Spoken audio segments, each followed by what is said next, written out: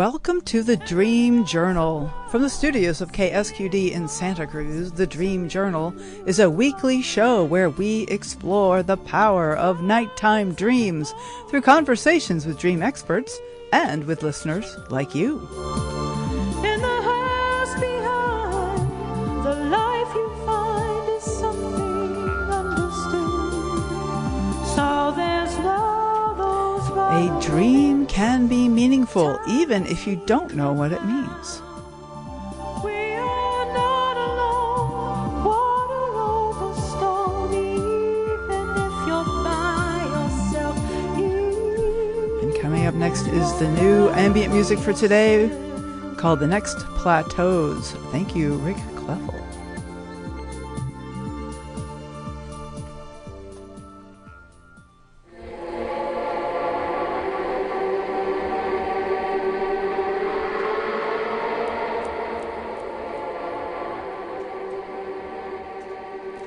Join us for a conversation with author and poet Dr. Edward Bruce Bynum as we talk about dreams and meditation as portals to the deep self.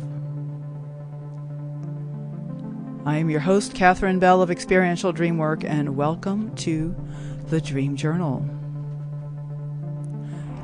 This year's IAST conference is June 21 to 25. I'll be teaching about my treasure hunt approach to dreamwork with a lecture, and also there will be a 4-session experiential morning dream group where you get to practice the technique and explore some of your personal dreams with me.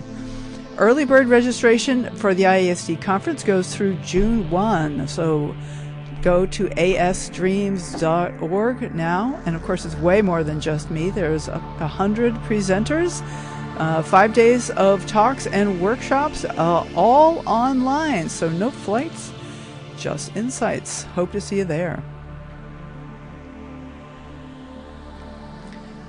I think I've talked about this dream before, but here it is. It's a good one, so I'm going to share it. You know, I've had many dream journal nightmares about things of chaos happening, and I had lately a dream journal pearl dream where I go to the station and everything's closed. It's not like too scary, but everything, I can't get in. And there's a little girl sitting next to me, standing there, and 10-year-old girl, and I just take her hand, and suddenly we can open the doors, and we walk in and sit down at the mic.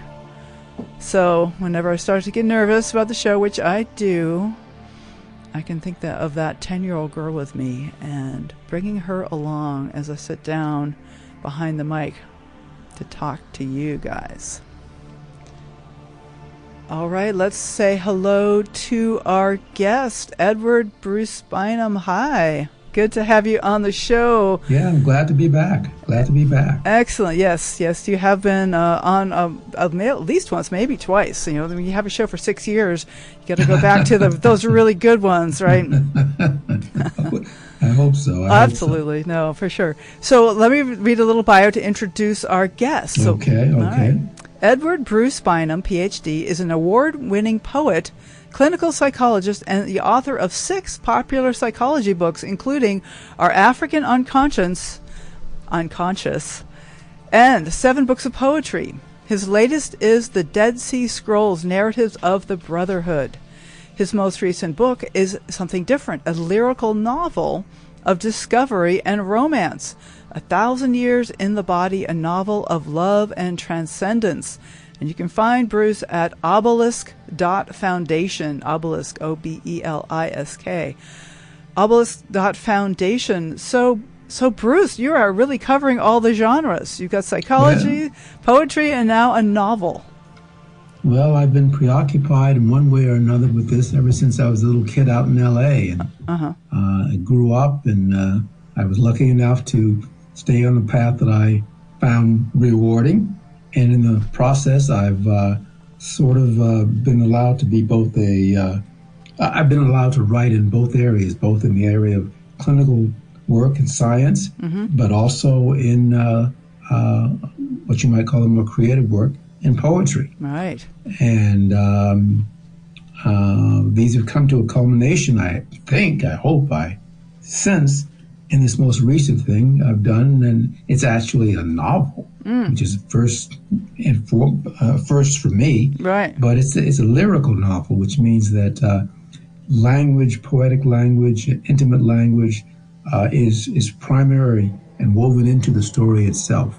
So I'm excited about it. It's only been out for a couple of weeks, but I hope that later on we can get to that in addition to talking about psychology, maybe the conference presentation, and whatever else the listeners are interested in or feel that's relevant to talk about. Excellent. Let's go wide open. Okay, wide open. Well, good. Well, I've got a whole bunch of questions for you, and then at the half hour, we'll open up the phones, and we'll see what listeners have more questions for you. I think last time you were on, we really focused on the idea of the African unconscious, and that it's something that underlies all of us, that's where humanity originated. Right? Yes, yes. We sometimes forget, but the collective shared unconscious is actually an African unconscious because our species, all of us, I don't care whether you are in Russia or Canada or South Africa or Poland or Mexico, your ancestors 500,000 years ago arose in one context or another on the African continent, and then after many, many permutations and migrations, the last of the group led out of Africa at about 50,000 or to 100,000 years ago and spread around the planet, went through some transformations. But deep, deep, deep down in our primordial unconscious that we share with all beings is that African genesis, that African root. So that's why I refer to it as our African unconscious. Surface present look is irrelevant. We are all the same species. We're all brothers and sisters, and our deep DNA, in our archaeological roots, and in our primordial experience of what it means to be alive and conscious as a sentient being. Yeah, you even hint at that in the title of your novel, 1,000 Years in the Body. And it's not about what kind of body or what shape or the origin of the body, but it's just we all are in the body. Yes, we are. Yes, we are. So I wanted to, and you talk about this novel, and getting back to your novel a little bit here, and hopefully later we'll hear some quotes from it because I'm very interested but that or some poetry, whatever you have ready. But you describe that this novel is a story of a little black kid who grows up in Los Angeles to become a doctor and a poet. Is this a little bit autobiographical? Just maybe in spirit? Maybe a little bit. But then maybe all writing is somewhat autobiographical in that way. Okay. Right. It's autobiographical for sure in many places, but in a lot of places, it's very allegorical and surreal. Yep. I mean, dreams are woven throughout this. Right. So sometimes you go between poetry and a dream, and sometimes both at the same time. So I really didn't have any clear formula in writing this. I wrote this, what sort of like flowed out of me. And then later I went back and sort of found a structure for it. Right. Okay. Yeah, no, I've had experience of writing that way. When you write what you write, what's the most important to you at the moment, and then later kind of weave it together. Right. Yeah. Right. So, right. And much of our lives are that way, to tell the truth. Right? Oh, Bruce, you're so right. Busted. But, the brain likes to make pretend it's in charge and say, oh, yeah, I decided to do that. That's his job. That's his job. It's to make sense out of things that are beyond the senses. Okay, right. I think reasons I decided, so quote unquote, decided to come to Santa Cruz. It's like, but actually it was more of an intuitive feeling. Like I just visited and this is where I want to be. Right. Right. And so, we don't really give intuition enough credit in our lives. We don't give it enough credit in our lives, except that when we make all the big, deep decisions and leaps of faith, there's always intuition. Yeah. Who we decide to become lovers with, whether we try to raise children whether we make deep financial decisions, all of those. Sometimes they're wrong in retrospect, but at the time we're making them, we're using our logic, yes. We're using our reason, yes. But in the deep emotional decisions of our lives, family, friendships, commitments, there's a deep pool of intuition that we drink from. Yeah, I think you're so right, and we don't give enough credit to that of subconscious and the inner self.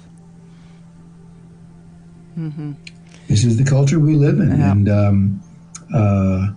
that is what gets most of the credence, and that is what we are usually well paid for, unless we are an artist of some sort, unless we are someone who has been able to make a living as a therapist, a painter, a writer, those areas. But most of us who go about our lives doing everyday work, whether we are mechanics in a car, we're in a bakery, we're watching children, we're making dresses, all the things that, by and large, we don't go to school for. Many of those are made under the pressure of the dollar and making ends meet. And sometimes our deep intuition is an afterthought. It's an afterthought. Or at least we think it is. Right. Right. We have the story. Oh, that was a decision. And, yeah. Yep. So I wanted to talk a little bit about you told me in one of the emails that we exchanged about this that there were some unexpected changes in your dream life as part of writing your novel. Yeah. Would you like to talk a little bit about that? Yeah. Yeah. I started this writing, give you a little bit background. I started writing this about maybe 2.5 years ago. And I at the time that I began writing it, up until that time, my dream life was pretty vivid. I would have intense, regular quote-unquote dreams. Sometimes I would have fantastic or allegorical dreams. Sometimes I was occasionally able to enter a lucid dream using various techniques. And maybe a dozen or more times I was able to enter into the lucid dream state, begin meditation, and enter what the yogis and meditators call the clear light state. Only about a dozen times in my life or so, but enough to unmistakably reveal to me that this is a subset of a much vaster, luminous reality, in which the artists in our dreams portend to us. It's not that the rest is not true; it is absolutely true, but it is not the ultimate truth, an ultimate truth. And so that is what I've sort of come to in this work, and I've bumped around like most of us in different ways to try and crawl my way toward that intuition.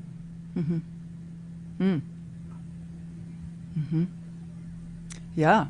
Well, that is one of the big things that I find as working with my dreams is that I have come to terms with my intuition. I've come to trust myself without needing to know why. Like that's like the little tagline I have: a dream can be meaningful even if you don't know what it means. Like even a choice can be meaningful even if I don't know why I'm choosing it. Absolutely. I mean, whether we like it or not, much of the world that we experience is dominated by a certain kind of faith. I mean, you get on the highway in the morning and drive down the road, you have faith that the other person is going to stay in their lane. Oh, yeah. When we get on an airplane and we walk in and we take a right or a left, we go and we find our seat. Up in front of us are 2 to 3 pilots. We have faith that they have been trained and that they will get us there safely. Yeah. So our faith underlies so much of what we do. And that's not necessarily faith in a religious sense at all, but it's faith that I know enough about this other person's mind and heart and intention that they're not going to do something crazy because their own life and health and survival depends on it as much as mine. So we are woven into this web of faith in each other despite our innumerable differences. And again, if you ever doubt it, start your car up and drive down the road. You have faith that the person coming in the opposite direction is going to stay in their lane. You have faith when you get on an airplane that the pilot will get there safely. Uh-huh. And this is played out in hundreds of thousands of other ways all the time in our lives. Oh, yeah, just gravity, and... Right. Right. Digestion. Right. I mean, all these things that we don't understand, but we have faith in. Yeah, we do. Yep. We do. We have to. Without it, we're lost. Right. So, Bruce, I want to turn our conversation now to a presentation that you're going to be giving at the IASD conference, which I am fascinated by, and I haven't heard much speaking about this. It's having to do with portals, like dreams and meditation in particular as portals. And yes, could you say a little more about that? Portals to what, and how do we access this, and why might we want to? Well, for me, as a individual and also as a trained clinician psychologist, for me, dreams and meditation are different transitory states that lead to something. Mm-hmm. In other words, a person can get up in the morning and have been dreaming on and off all night. And then that same person gets up and goes down the hall and goes into their studio, study, and sits for maybe X amount of time, an hour or so, and they enter various states of meditation. And then that person walks out of the house and goes to work, and either they're working in a bakery, they are a doctor, they are a plumber, they deliver whatever. They're in a different state. But underneath all of those, in continuity, is the same conscious sentient being. And that being goes through different states, different transitory states, different portals, if you want to. Different bardos is another way to think about it. Mm. And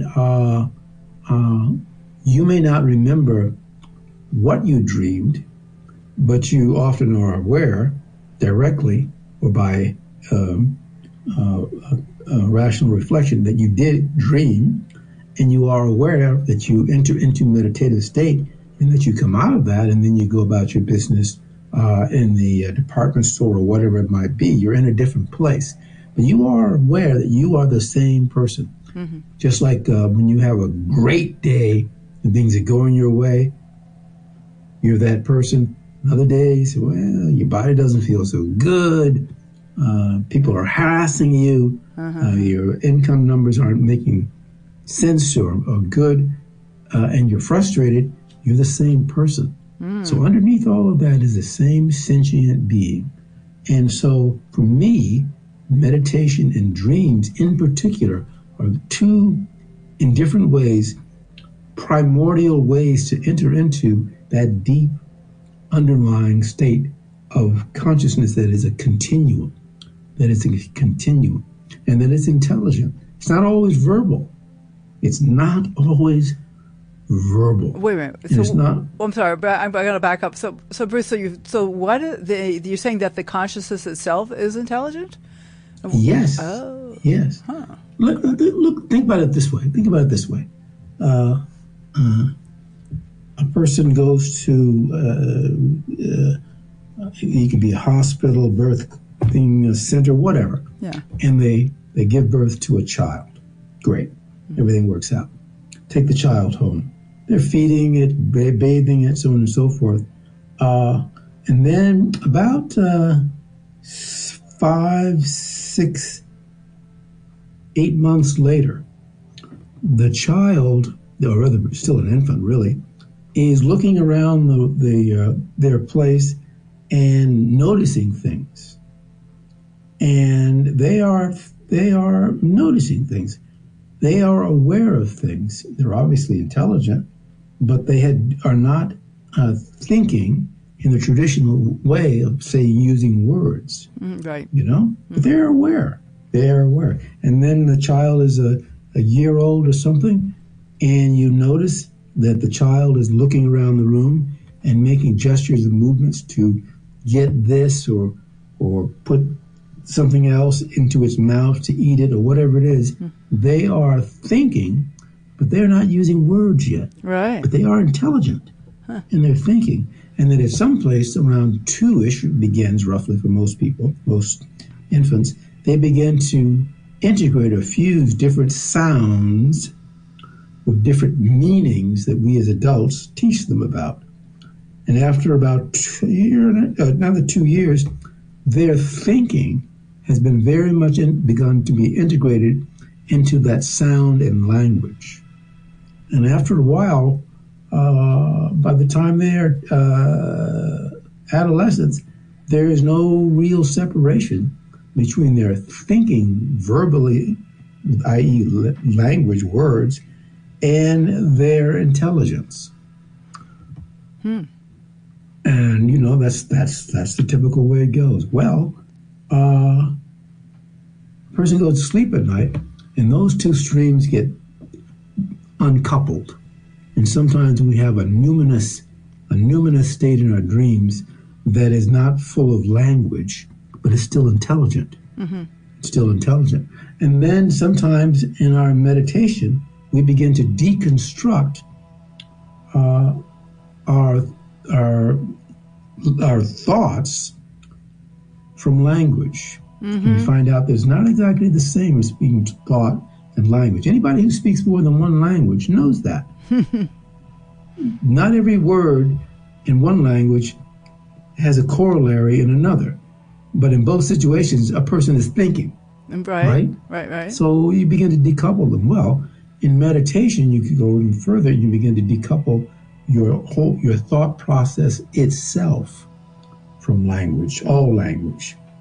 And if you continue in meditation and you get deeper and deeper in your meditation, at some point you begin to decouple your awareness from your thoughts.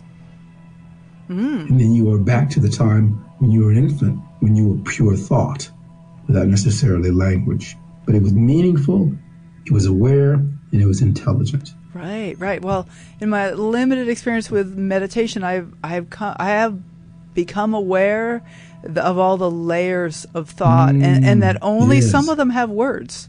That's right. There's like the top. It's kind of like as I picture in a kind of visual way.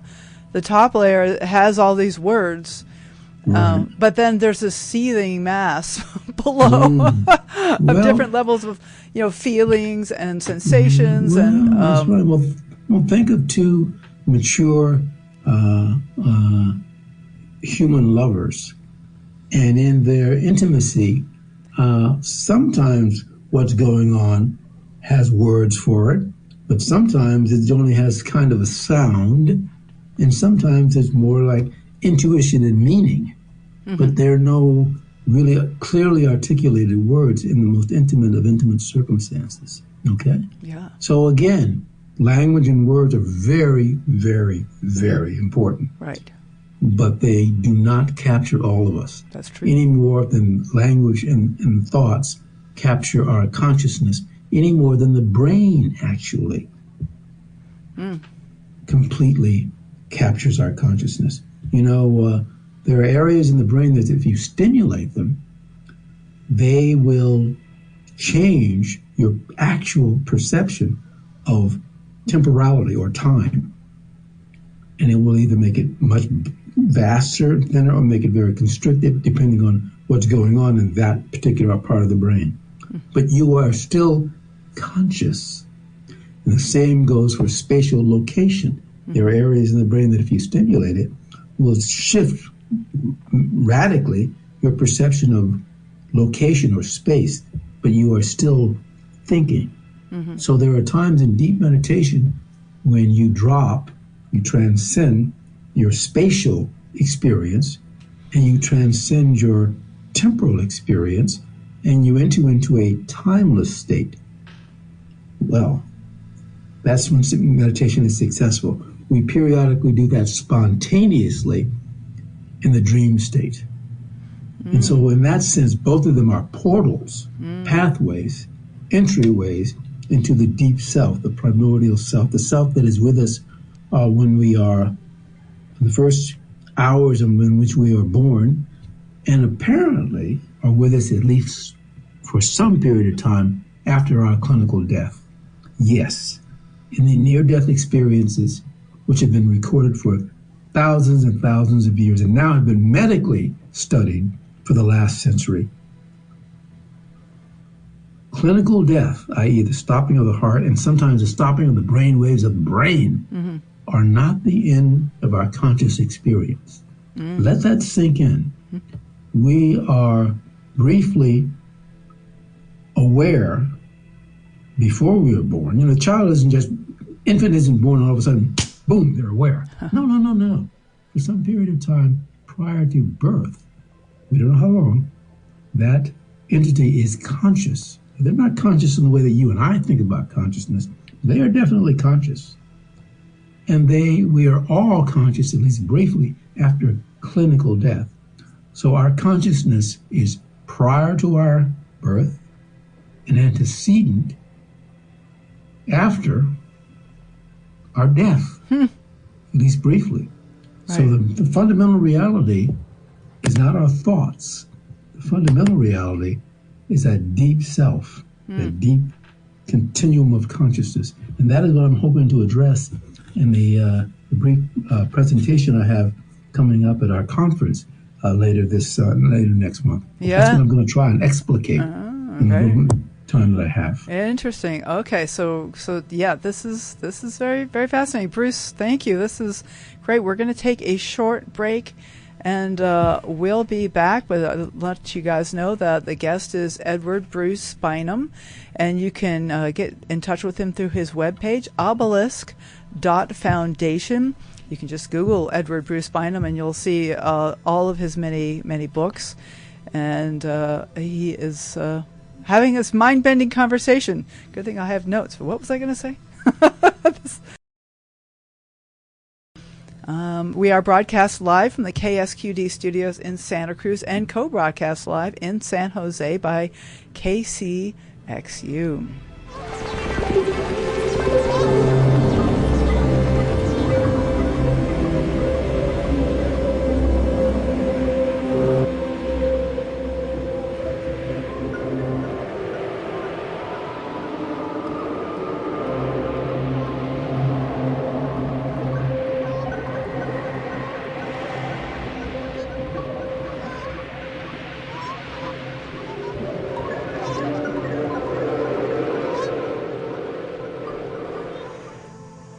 You are listening to the Dream Journal. I am Catherine Bell of Experiential Dream Work.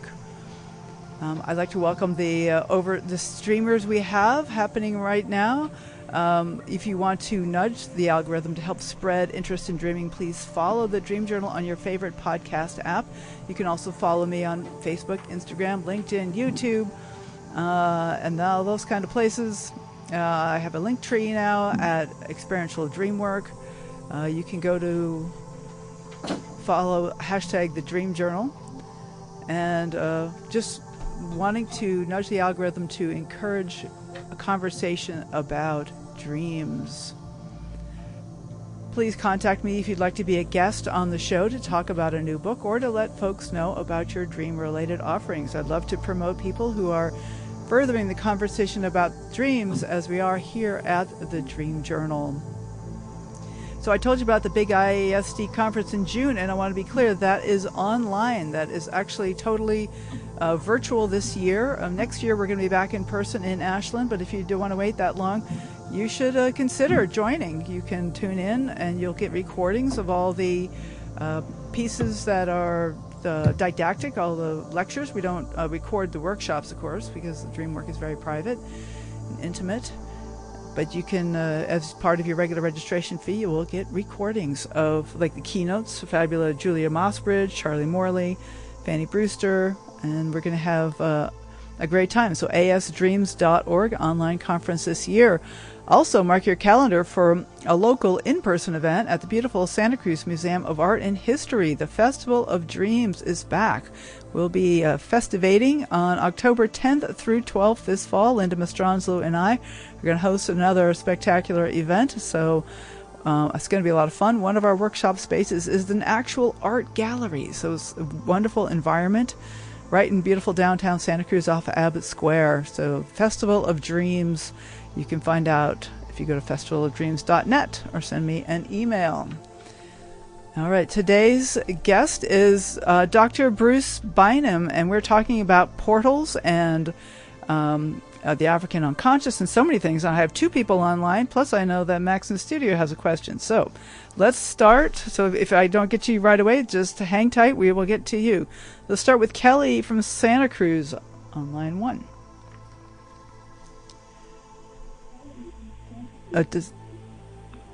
Kelly, are you there? Hello? Yeah. Yes. Morning. Hey, good morning. Thanks for calling. Yeah. Well, it was an interesting author, and I have a question or two. So, yeah. My history or my practice has been Dzogchen, a Tibetan practice, and they focus on identifying with awareness, raw awareness, whatever they call it. And I'm interested in the, I guess it would be after death state of consciousness, which they identify as 5 colored lights. They don't really have a soul in Tibetan Buddhism. And I'm wondering if that experience, which I've had an out-of-body when I was younger, and I went into a kind of a white zone, and which is supposedly a near-death experience similar. So I wondered if the author would comment on the, what shall we call it, transfer of consciousness of these 5 lights and what that actually means in terms of individual awareness. Bruce, what do you think? Well, thanks, Kelly, for your question. I hope I can address it in this way. And this is, again, only one person's take on it, but I hope it's useful. When the many in the Tibetan traditions, particularly the tantric traditions, speak about the dream state. They identify not only the dream state itself, but also methods for entering into the dream state and then working with the dream state. Essentially, varying methods are used to sort of become conscious in the dream, what we at ISD call the lucid dream state.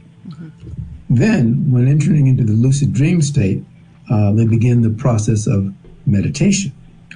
And what will happen, and this has been my own personal and transpersonal experience, is by not freaking out, not getting overexcited, but by staying focused in that lucid dream state, and then meditating in that lucid dream state, the background and foreground of whatever used to be called, quote, experience, unquote, fades out into a sort of a boundaryless, intelligent light. And that is referred to often as the clear light. And there are apparently stages in the clear light, from the primordial clear light, the fundamental clear light, the mother clear light, and so on and so forth. But the bottom line is that if you begin the meditation successfully, or only partially successfully in the meditative state, you will enter into the clear light state. And it is, from what we can tell, identical to the first stages of the near-death experience, when one has left the confines of the physical body and has begun to move in a region or a terrain or a plane, however you want to describe it, that is beyond the body, that is supra luminous. and it's always described as luminous. And that if you return from it, which is what those of us who write about it have done, Right. then you can speculate about all kinds of things, depending on what your intuition and intelligence lead you toward. But the fundamental reality to take away from that is, one, you are not your physical body, but rather your physical body contains you. You are not your physical body contains you. And that is one of the extraordinary liberating aspects of it. The Tibetan Book of the Dead, the Paro Trodol, is called the Book of Liberation by Hearing for good reason. It is the book that is read to the recently departed person. And I know that in Tibetan, many Tibetan traditions, there is no, quote, soul, unquote. But in other traditions that have the same experience, there is a, quote, soul, unquote. So that is a theological, philosophical question, but the direct experience is that you are luminously conscious. That consciousness is intelligent, and it has no boundaries. And the notion of spatial or temporal location is subsumed in that state of primordial light and intelligence. And you only have to experience that a couple of times for your life to be radically transformed, transcended, so that you recognize all your other experiences, your waking state experiences, and sometimes your dream experiences, as a subset of a much vaster, more luminous, intelligent plateau of existence. Well, I must say, Bruce, it's reassuring to hear that I don't have to experience that like on a regular basis, because no, it's hard to function in the body. If the times, the dozen or so times that I've experienced that, at the time, I was not. There was no I, and so I did not. Words are tricky here, clumsy. But I did not experience anything. In order to experience something, you have to have an I. You have to have a sense of me. But if me is transcended, you don't have any experience per se. Kelly, did you want to jump in here? Is this helpful? Yeah, well, my question, I guess, at the end of the conversation is, there's still an issue of identity that either reemerges after death, or if you go with the reincarnation, shows up again. So I'm always curious. The five lights energy explanation doesn't really. They talk about karma being carried, but it kind of is a roundabout way to address the identity issue. And I thought maybe you might have some insights about the identity issue. A Lama that I dealt with said, only focus on the luminosity and don't worry about the identity, but it still comes up. It still comes up, and if you are moving toward another or the next stage of development, if you want to call it development, there is no longer the I, the traditional me, myself, that you are witnessing. You've entered into something radically different. It is the rare individual that does that for a sustained period of time. Most of us who experience it are clumsy at it, like me. We experience it for a relatively brief period of time, and you only know that you experience it after it's over. Well, I'd like to say something. I'm experiencing this now. I had my experience when I was 19 was rather spontaneous. And I was looking down at my body and having a conversation, I guess, with myself. And it was all luminous, nice, like sitting in a cloud, cool air, whatever. And I was disembodied. And I had this discussion, and I said, well, you have the opportunity to decide to go back or just leave. What do you want to do? And, of course, I wouldn't be here if I hadn't decided to come back. But it was a really neutral feeling which way to go. Right, and that is often a sign, an experience that people who've had a near-death experience have. They report almost consistently that they are presented with a non-judgmental choice of whether to return for, quote, unfinished business, unquote, and various things like that contain many things, or to decide to go on. And they are given that choice non-judgmentally by a luminous, intelligent being. And of course, Christians will see Jesus the Christ Buddhists will see the Ada Buddha. Hindus will see Krishna.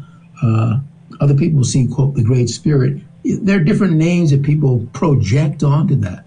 But the underlying it is that there is an intelligence that emerges within us and to us that transcends what we have known before. Right. And is that kind of a locus of identity, though, when I had that conversation about whether to go back, or am I just conversing with some intelligence? I don't know. I don't know what your experience was. Pretty theoretical, and I'm Kelly. I'm really glad for this conversation. Oh, I'm sorry, but no, don't be sorry. I'm glad you called. But this is a fascinating topic, and it tells me I want to have more shows about death and what happens, and like the whole idea of consciousness in particular. So, Kelly, thank you for calling, and I think this has been a very interesting. And maybe you'll get in touch with Bruce directly at his webpage, obelisk.foundation, and you can continue the conversation, or you can always contact me as well, Kelly. Is that on the web? On KQED or KSQD website, the link? You should be able to get to my email address from there. Mine is Catherine at ksqd.org, KATHERINE at ksqd.org. You can contact me. That's probably the easiest way. And then Bruce is at obelisk.foundation. All right. Well, thank you. Have a blessed day. All right. Thank you, Kelly. Great. So I'd like to turn toward the studio, and Elizabeth, hang in there. I know you're on the line, but I want to take a question from Max here, who's been waiting patiently since the first half when he started making eyebrows at me. It's like he had something to say. So I want to get Max on the line here. Okay. First off, Elizabeth, I'll make this brief, so it's good. So Bruce, it's been wonderful to hear you talk about this subject and these subjects, because I've been toying around with them myself for quite a while.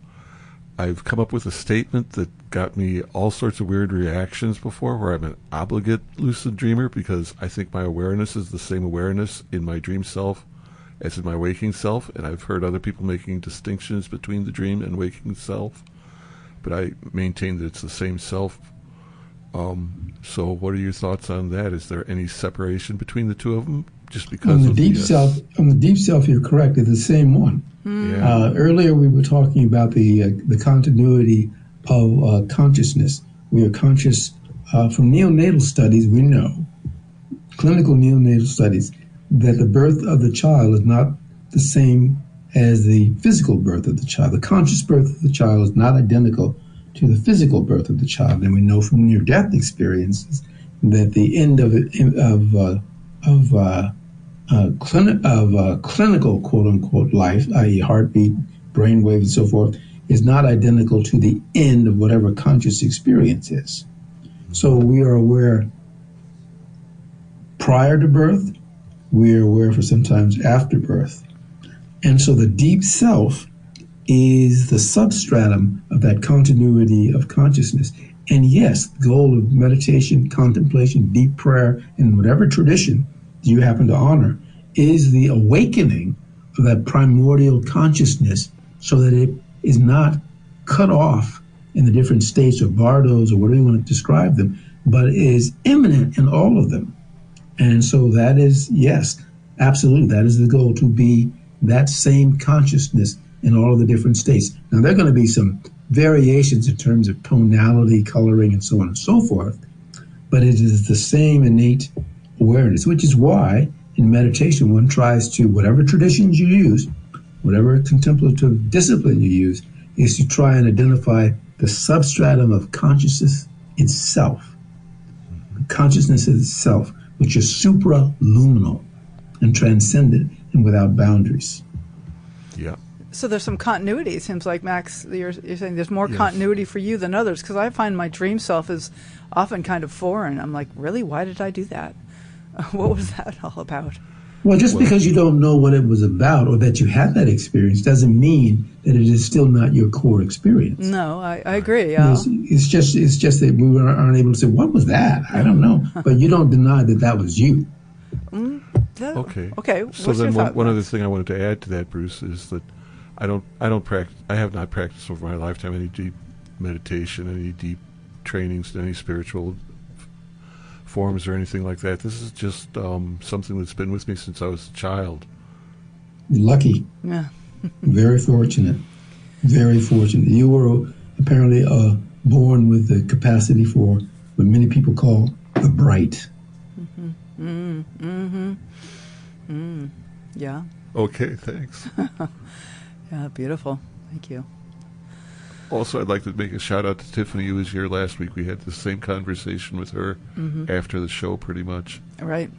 That was Tiffany Howard, filmmaker, who's on last week. Thank you. Thank you, Max. Love this. So let me say hello to Elizabeth from Bellingham. Hi, Catherine. Hey, Elizabeth. Good to have you call in. Yeah. My dreams, as I told you, have been increasing as I continue to heal my physical body. And my question, hello, Bruce. Hello. Hi.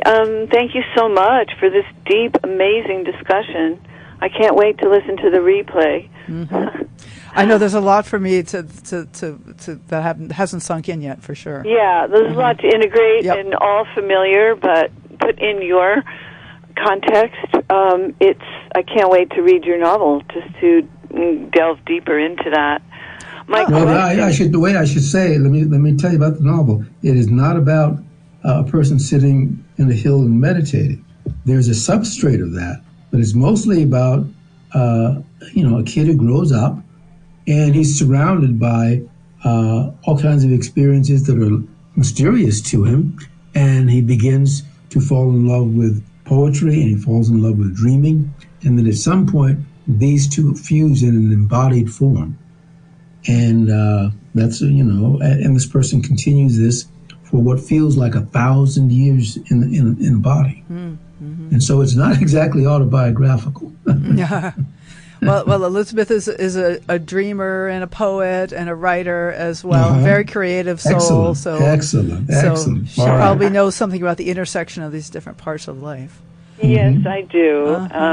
My question about this is, how can we segue this into the healing of mental illness? Just wondering, not just for myself, but for humanity, in terms of, these fundamental perceptive values. I'd like to see them put back into society in a practical way. Wow, powerful. Well, I think that one of the ways of doing this is by attending to some of the fundamentals of health, of reasonable physical health, reasonable exercise, diet, and so on and so forth, reasonable, harmonious relationships with most people. Those are all foundation. Those are all foundations, and you have to have those, and you have to have a healthy ego before you can move beyond that. In other words, you have to be somebody before you can kind of be nobody. Oh, yeah. Okay. Oh, yeah. Great. Yeah. Well. Okay. Now, that's a very deep topic because, we are driven by ego, but that is not who we are. No, it is not. That was some of the questions that Kelly was driving toward, I think, too, with about the identity. Yeah. Yeah, it's a subset of who and what we are. Yeah. Absolutely. And it's very important. You cannot grow up in a healthy way in this society or any society without an intact, healthy, functioning ego. It's just that you don't want it to be reified and concretized and rigid so that no light comes through. Okay, that's fabulous. So, Elizabeth, thank you for calling. That was a wonderful piece Thank to add you. in Thank there. you, Elizabeth. Yeah, you're welcome. I can chew on that. Yeah. Well, you have to, and if you had a dream to share, you'll have to wait till next week because we are at the end of our time together. So I understand. Okay. Beautiful call. All right. Thank you so much. Thanks, Elizabeth. Take care. Bye. So, yes, Bruce, we are near the end of our time together. Edward Bruce Bynum, PhD, and his new book is called 1,000 Years in the Body, a novel of love and transcendence. And I was thinking we have just about a minute left, Bruce, and you can either say something you've originally been wanting to say, or maybe you could read a little piece from either from your new book or from some poetry. How would you like to finish up? Yeah, why don't I just read a paragraph? Great. Yeah, I mean, again, it's a fusion of a person who is in love with psychology, but also in love with the arts, with poetry in particular. And this is what is this? One chapter near the end, and it's called The Five Books. It's chapter 19. Sometime later, after another night of dangerous dreaming, I awoke and poetry said to me, "When we swim from the sea of our mothers, we take with us 5 books. The books of the senses start with the smells, the smell of blood, urine, intrauterine feces in the birth canal. Then it goes on, chapter by chapter, verse by verse, with milk and powder for the new baby's markers, the scent of her mother's hair, that special musk around her belly, soft hills of her breast." And the book reads on, and later into the stages of sweat, fear, soap, and lust. The final pages will be medicines from a sublime apothecary with no discernible connections to the earth, except the burning of metals, the scorch in the nose, the memory of the scent of what fire does to the skin. We have splashed into birth. Well, thank you so much. Okay, Well, Bruce. thank you very much for allowing me to come on and talk. And this is the first time I've ever talked on the radio about this novel. But it's all over the internet. Great. Barnes Noble, any place you want to go, it's there. But it's new. Baby's only been out for a couple of weeks. So I thank you for giving me the opportunity to mention it. Absolutely. So glad to have you on the show, Bruce, and I look forward to seeing you in about a month online at the conference. Far out. Okay. This has been great. All right. Wonderful. Bye now. So thank you all for listening. The Dream Journal is produced at the studios of KSQD in Santa Cruz. We are live every Saturday at 10 a.m. Pacific at ksqd.org. The podcast is released on the Monday after the show. It spreads interest in dreaming when you subscribe, rate, and review. I am Catherine Bell. You can find out about my dream coaching practice at experientialdreamwork.com.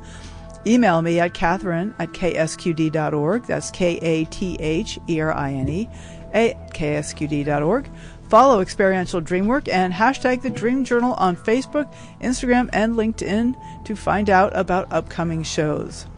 I'd like to thank Rick Kleffel, engineer and music creator. Audio editing by Suki Wessling. Phones by Tony Rissimano. Intro and outro pieces are both by Mood Science. Tomorrow morning when you wake up, take a minute to write down your dream and bring it to the next Dream Journal.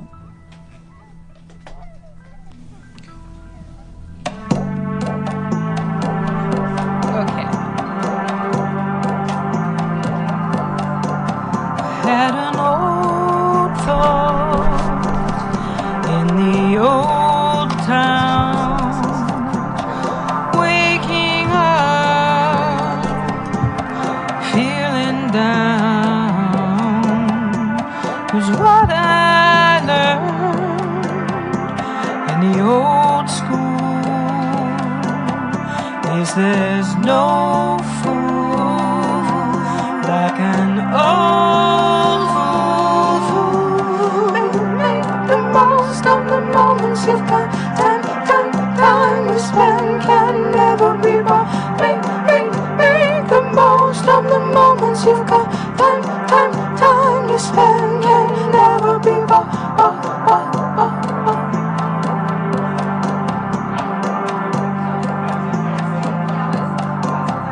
On the high street in a low mood,